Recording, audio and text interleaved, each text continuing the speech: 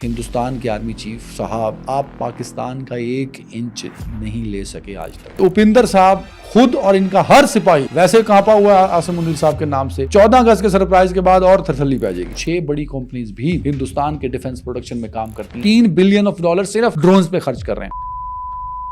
جی ناظرین، میں عدنان حیدر، اور ہندوستان بہت اتاولا ہو رہا ہے جنگ کے لیے. اس کو اپنا شوق پورا کرنا ہے جنگ کا، سو کر لے، کیونکہ شوق تو ہم نے ان کا ہر دفعہ ہی پورا کیا ہے. جیسے مئی 2025 میں کیا تھا. جب آپ اپنا شوق پورا کرنا چاہیں، پاکستان کی افواج اور پاکستان کی قوم بھرپور انداز سے تیار ہے. کہانی یوں چلتی ہے کہ ہندوستان کے آرمی چیف آج کل مختلف یونیورسٹیز کا دورہ کر رہے ہیں. انہوں نے بھی نقل کرنا شروع کر دیا. ہمارے DGISPR مختلف یونیورسٹی میں اسٹوڈنٹس سے انٹریکٹ کرتے ہیں، تو انہوں نے کہا یہ شوق میں بھی پورا کر لوں. سو وہ گئے تھے Indian institute of technology Madras IIT. یہ ہندوستان کا ایک بہت بڑا انسٹیٹیوٹ ہے، اور مختلف شہروں میں جو مدراس کا کیمپس ہے وہ بہت ہی مطلب ہائی لیول کا مانا جاتا ہے، جہاں ہندوستان کے ٹاپ مائنڈز انجینئرنگ اور ٹیکنالوجی کی تعلیم حاصل کرتے ہیں. 4 اگست کو ہندوستان کے chief of army staff general Upendra صاحب پہنچے تھے وہاں. 4 اگست کو. اب میں کیونکہ 10 دن کے بعد اس پہ کیوں بات کر رہا ہوں، میں نہیں کر رہا 10 دن کے بعد، کیونکہ مجھے مجبور کیا گیا کہ 10 دن کے بعد میری تو نظر سے وہ مطلب گزرا ہی نہیں. تو کچھ دن 2 دن پہلے لگ بھگ اس سپیچ کے بعد جو انہوں نے اسٹوڈنٹس کو ڈلیور کی 4 اگست کو، ہندوستان کے جو DG lieutenant general DG media, انہوں نے اپنے چاہنے والے پسندیدہ صحافیوں کو جنرل صاحب کا، آرمی چیف کا وہ کلپ بھیجا، جس میں وہ انگریزی میں پاکستان کو اور پاکستان پر جنگ کے حوالے سے لیکچر دیتے ہوئے پائے گئے، اور پھر وہ ہندوستان کی میڈیا میں اس کو بہت ہائی لائٹ کیا گیا. پھر مختلف اخباروں نے بھی اس کو رپورٹ کیا، جس میں ہندوستان کے آرمی چیف یہ کہہ رہے ہیں کہ جنگ بہت جلد ہوگی اور کبھی بھی ہو سکتی ہے. جو آپ سوچ کے بیٹھے ہیں ہو سکتا ہے اس سے پہلے ہو جائے، اور ہم بھرپور انداز سے تیار ہیں. ہندوستان کا آرمی چیف کہہ رہا ہے اسی تو تیار ہیں. 10 مئی کی صبح جب DGISPR احمد شریف چودھری صاحب نے آ کے کہا کہ اب ہم بتائیں گے، اس وقت سے آج تک ہم تیار ہیں، اور ہم ہر اس لمحے تیار رہیں گے جب دشمن ہمیں آزمانا چاہے گا، اور تاریخ گواہ ہے اس کے اوپر. انہوں نے یہ بھی کہا کہ ایک تو جنگ بہت جلد شروع ہوگی، اور وہ جلد آپ کی سوچ سے بھی زیادہ جلدی ہو سکتا ہے.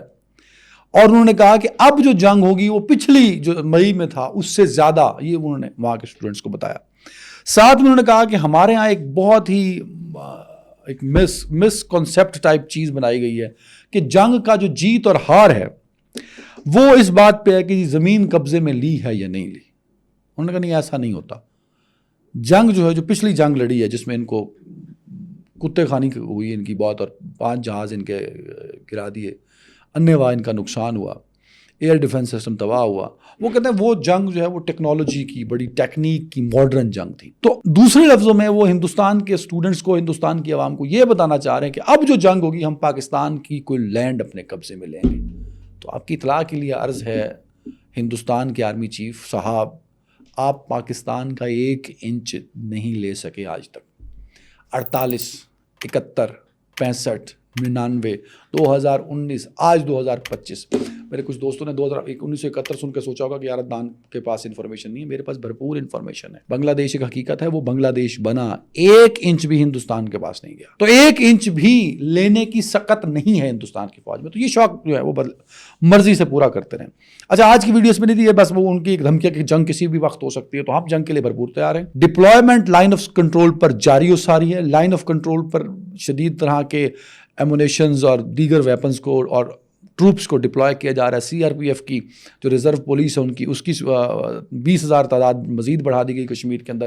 کشمیر کو تقریباً ایک جیل بنایا ہوا ہے، اور اس میں مزید سختیاں جاری و ساری ہیں. وہاں کا وزیر اعلیٰ اس قابل نہیں ہے کہ اپنے دادے کی قبر پہ جا کے فاتحہ پڑھ سکے. تو یہ ساری باتیں اور سارے جو اشارے ہیں وہ واضح کر رہے ہیں کہ جنگ بہت قریب ہے اور ہم تیار ہیں. ویسے 14 اگست کو ایک بہت بڑا سرپرائز ہے. اتنا بڑا سرپرائز ہے کہ ہندوستان میں بہت قدر کرتا ہوں کسی بھی ملک کی نیشنل انٹیگریٹی کی، حالانکہ وہاں گوبر آریہ جیسے لوگوں کو ایسے مطلب میری تربیت نہیں ہے، لیکن اتنا بڑا سرپرائز ہوگا کہ اپندر صاحب خود اور ان کا ہر سپاہی ویسے کانپا ہوا عاصم منیر صاحب کے نام سے 14 اگست کے سرپرائز کے بعد اور تسلی پہ آ جائے گی۔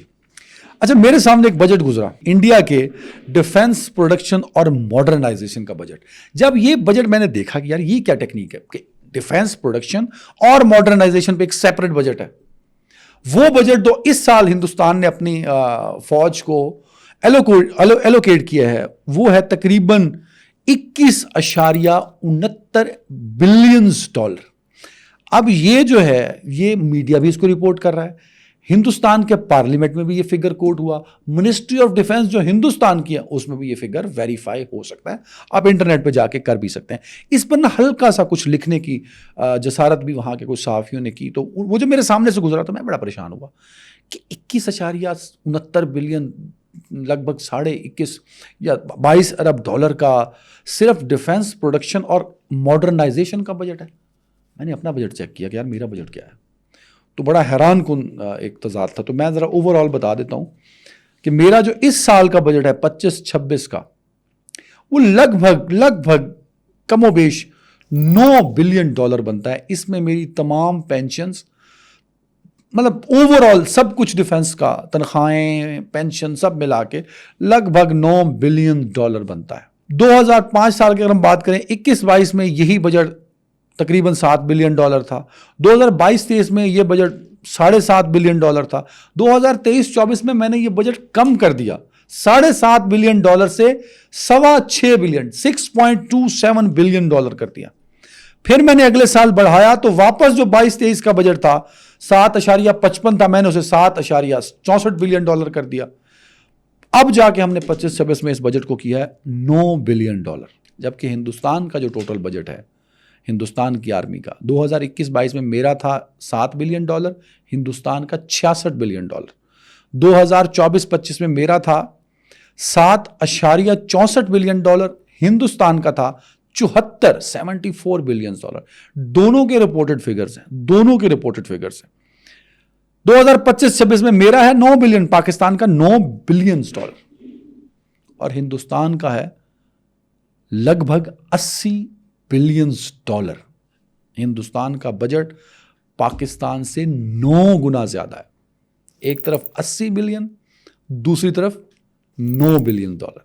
اب ہندوستان کی اگر آپ جغرافیہ کو دیکھیں تو ہندوستان کا نیپال کے ساتھ گن ٹو گن کوئی جھگڑا نہیں ہے، چائنا کے ساتھ کانفلکٹ ہے لیکن وہاں فوجی گن نہیں رکھتے، وہ ڈنڈوں کے زور پہ چلتے ہیں، ڈنڈا دونوں طرف ان آرمڈ یا ڈنڈے ہوتے ہیں ان کے پاس، ان کی کو آپس میں اس طرح کی کوئی ایگریمنٹ ہے۔ بنگلہ دیش کے ساتھ بھی کوئی ایسی کہ جنگ والی سچویشن ہو نہیں، سری لنکا کے ساتھ بھی نہیں۔ تو ایک دشمن ہے فرنٹ پہ ہندوستان کا، وہ ہمیں سمجھتے ہیں پاکستان کو، تو پاکستان کے لیے وہ 80 بلین ڈالر اپنی فورس پر لگاتے ہیں، 80 بلین۔ میں نے اس 9 بلین ڈالر میں ایران کا بارڈر بھی دیکھنا ہے، دنیا کا خطرناک ترین ملک افغانستان بھی دیکھنا ہے، دنیا کی خطرناک دہشت گرد تنظیمیں داعش، al-Qaeda, T T P, B L A, ان سب کو میں نے اس 9 ارب ڈالر میں نمٹنا ہے۔ میری فوج کی ریٹائرمنٹ پہ جو پینشن ہے وہ بھی یہاں سے جائے گی، اور جو یہ ہندوستان کے ساتھ ہمارا مشرقی بارڈر اب بالکل پچھلے کئی مہینوں سے ہاٹ چلے جا رہا ہے، جنگ کی کیفیت ہے، وہ بھی اس 9 بلین ڈالر میں پوری کرنی ہے۔ جبکہ دوسری جانب انہیں کچھ نہیں کرنا، ایک فرنٹ ہے پاکستان، اس کے لیے 80 بلین ڈالر ہے اس کے پاس، میرے پاس دہشت گردی ایک فرنٹ، ایران دوسرا فرنٹ، افغانستان تیسرا فرنٹ، اور ہندوستان بڑا میجر فرنٹ۔ تو میں نے 4 فرنٹ پہ لڑنا ہے، میرے پاس ہے 9 بلین ڈالر پاکستان کے پاس، ہندوستان کے پاس 80 بلین ڈالر۔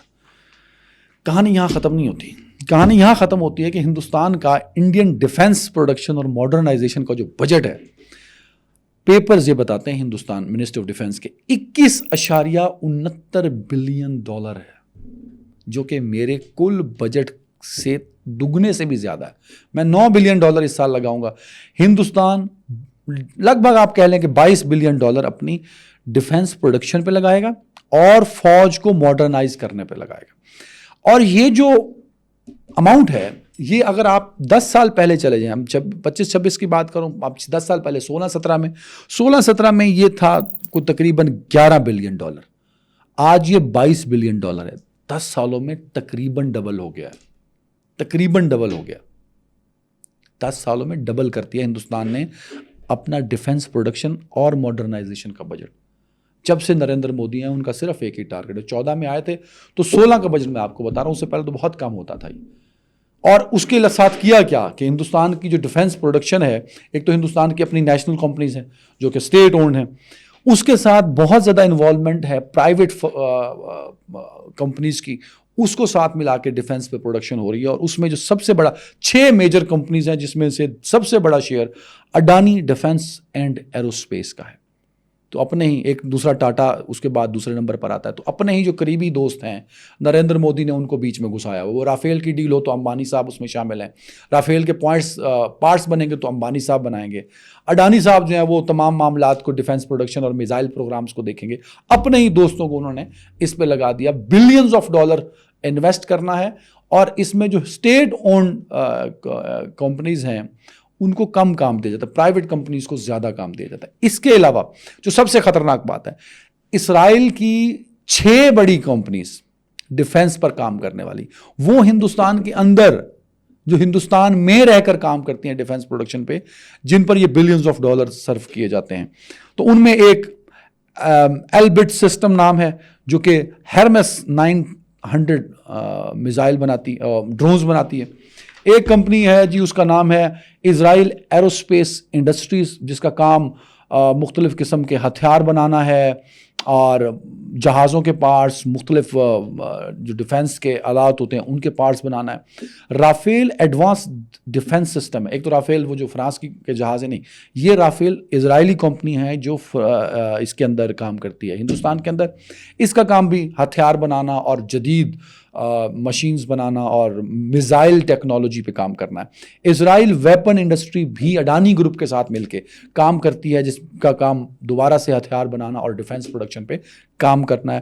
ایرونیٹکس ایک اور اسرائیلی کمپنی ہے جو کہ ڈرونز بناتی ہے، اور یہ اس کے علاوہ جو نیول وارشپس ہوتے ہیں اس کے اکوپمنٹ بناتی ہے، یہ بھی ہندوستان کے لیے کام کرتی ہے۔ بلو برڈ ایرو سسٹم اسرائیلی ایک اور کمپنی ہے جس کا کام ایڈوانس قسم کے UAVs بنانا اور مزید ہتھیار بنانا۔ تو 6 بڑی کمپنیز بھی ہندوستان کے ڈیفنس پروڈکشن میں کام کرتی ہیں اور ہندوستان کی ملٹری کو سپورٹ کرنے کے لیے بھرپور اور ایک بڑا کردار ادا کرتی ہیں۔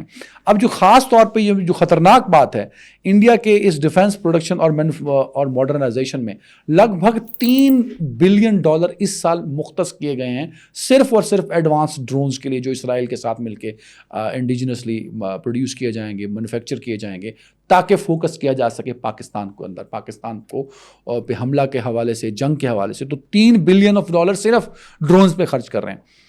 $8 بلین ہیں صرف اور صرف میزائل پروگرام کے لیے، اس میں براموس ان کے پاس ایک بہت بڑا ہتھیار ہے۔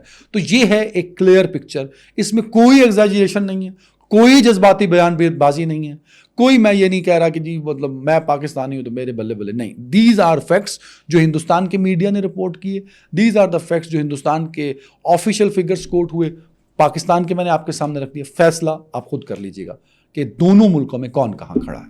پاکستان ہمیشہ زندہ باد، پاکستان کی خدا حفاظت فرمائے، اور جب تک ہم میں سے ایک ایک شخص پاکستان کے دفاع کے لیے یوں ہی قائم دائم رہے گا اور جذبے یوں ہی جوان رہیں گے، یہ بلینز آف ڈالر یوں ہی ریت میں مل جائیں گے۔ جیسے رافیل گرا دی ہم نے، اسی طرح یہ بلینز آف ڈالر بھی۔ اور اپندر صاحب کہتے رہن کہ جنگ آ رہی ہے، ہم انتظار میں، بھائی جلدی لے کے آؤ، پوری طرح جواب دیں گے جو ہم نے 10 مئی کو دیا تھا۔ اپنا خیال رکھیے گا، اللہ حافظ۔